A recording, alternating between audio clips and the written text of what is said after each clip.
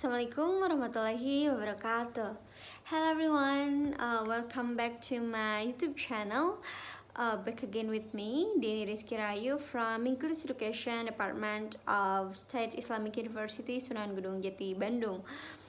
Well, I think it is my third video on this on my channel. Then as I already told to you before, in my first video, I made all of this video in order to finish my morphology class tags. Then in my first video, I already talked about words, and also in my second video, I already talked about studying the complex words. Then here in this video, I'm going to discuss with all of you about this. You can see, no? Okay, wait. Okay, here, productivity and mental lexicon. So because you already know about what is word, how to studying the complex word, then in this occasion I would like to discuss with all of you about productivity and mental lexicon. Actually, in the morphology itself, it has its own productivity, and if you want to know, just keep on watching. Okay, as usual, I bring my laptop here because I have no projector in my home, so I use a laptop to media. I know it's a little bit complicated to show my laptop, but I will read it to you so you will understand, and I will show you my PowerPoint slide by slide. Okay, so because I already told to you, I'm going to discuss about productivity and the mental lexicon. Before I talk about what is productivity actually, what the definition of productivity in morphology, I want to talk first about the lexicon. So the open-endedness of the lexicons. A general assumption seems to be that first, morphology should be able to create a complete list of every possible word, or which is the lexicon. Second, syntax is incapable of creating such a list of every possible sentence because it is productive. In other words, speakers are able to produce an infinite number of sentences from an apparently finite set of words. But such an absolute lexicon is impossible to generate. So actually, the absolute lexicon is very hard to is very hard or is impossible to generate. Even though I thought that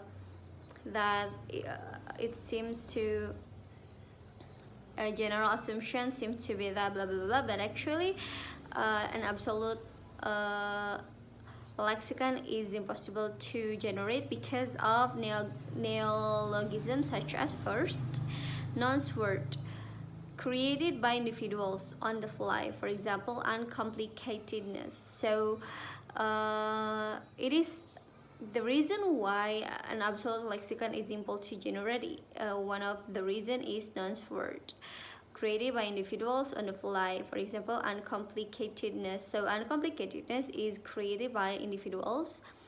Then the second is compound words. So one of the reason why an absolute lexicon is impossible to generate because there is a compound word. Example, like said, grammar school for more pupils. And then third is borrowings. For example, as I already talked about this borrowing and loan words in the previous video. So if you not check yet, you can check it first.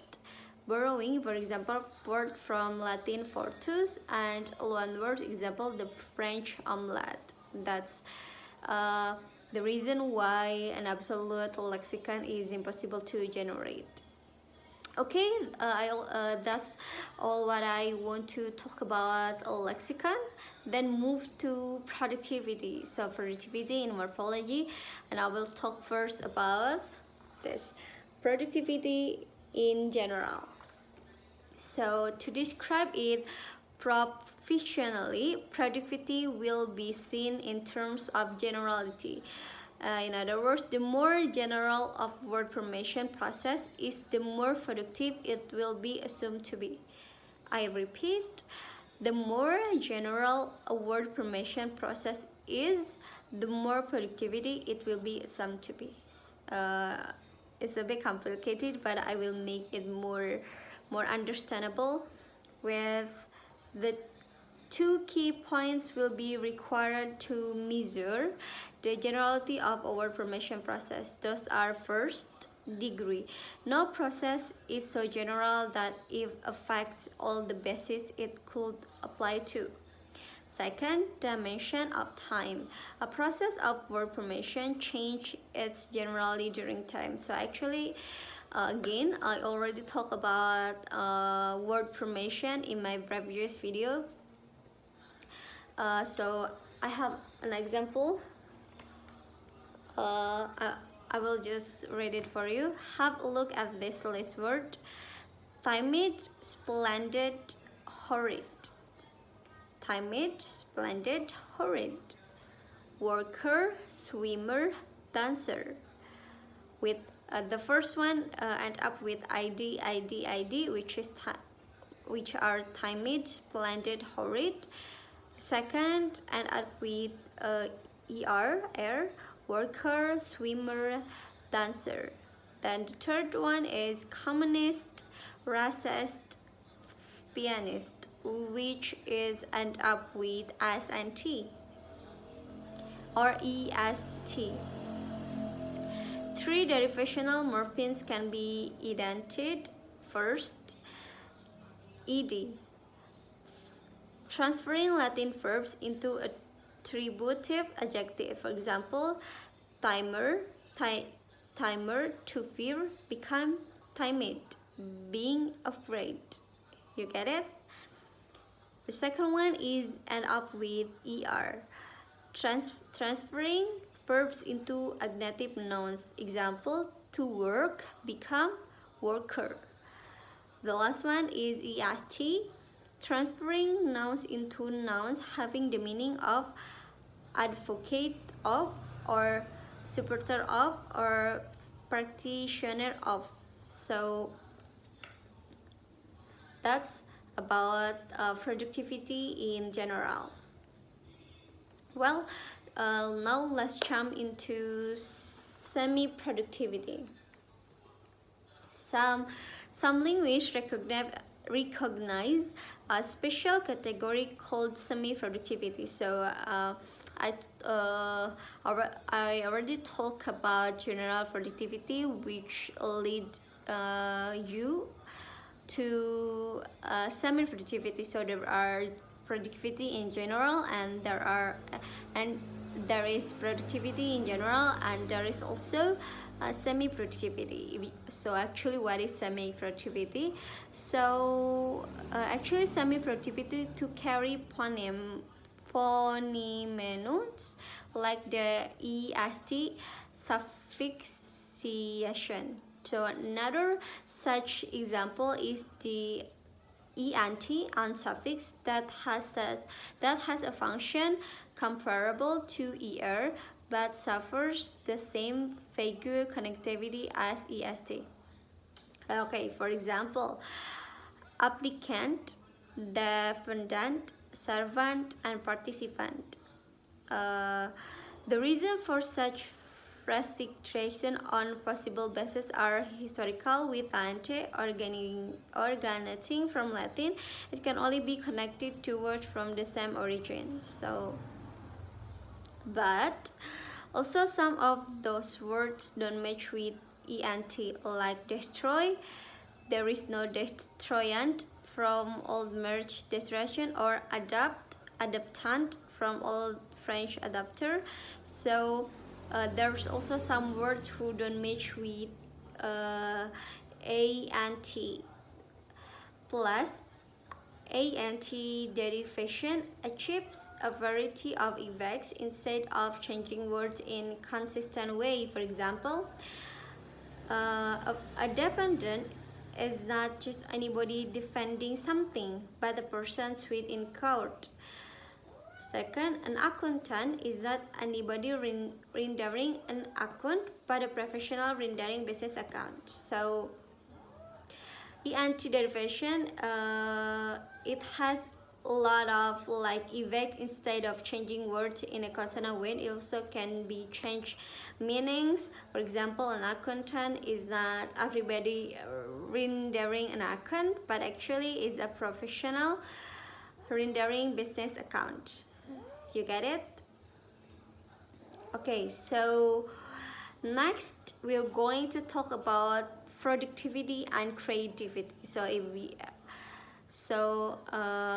a linguistic, actually the term productivity is sometimes connected to creativity in the sense that, as mentioned above, the number of words skilled speakers can produce in by no means restricted, but rather infinite. So the creativity, actually in a linguistic, the term of productivity is sometimes connected to creativity. So that's why I talk here about productivity and creativity.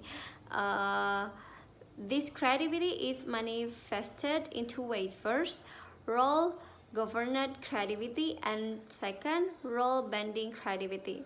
So what is role governed creativity? Actually, role governed creativity has been shown in above. Another detailed example is adjective plus alie become adverb.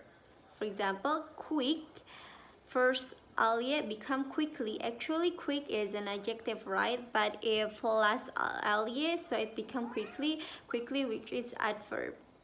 So that's rule governor creativity. So rule bending creativity means that speakers are able to extend their lexicon by using and or creating words idiomatically without subconsciously following the rules.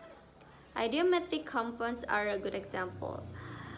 Stool pigeon is an example to which no synchronic rules can be found delivering the meaning, while that land unfolds its meaning and in an historical context. Soldiers were shot when they were caught facing a distant land outside the camps. Recent examples for rule bending creative are the example for rule bending creativity, Walkman, Tallboy. That's the example.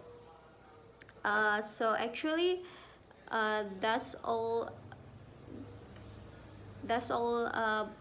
about the open and about productivity and the mental lexicon that I'm going to talk to all of you. Actually, it's a bit more complicated, but if you I hope that the way I'll talk to you, the way I discuss it with you, it helps you to be more like understand this material. Actually, if you have any question, you can comment down below so I can answer it for you. Also, thank you so much for your kind attention. Thank you so much for watching. I hope this video can be useful for all of us, can be useful for you, can be useful for me. We learn together. Thank you so much. See you in my another video. That's all from me. Wassalamualaikum warahmatullahi wabarakatuh.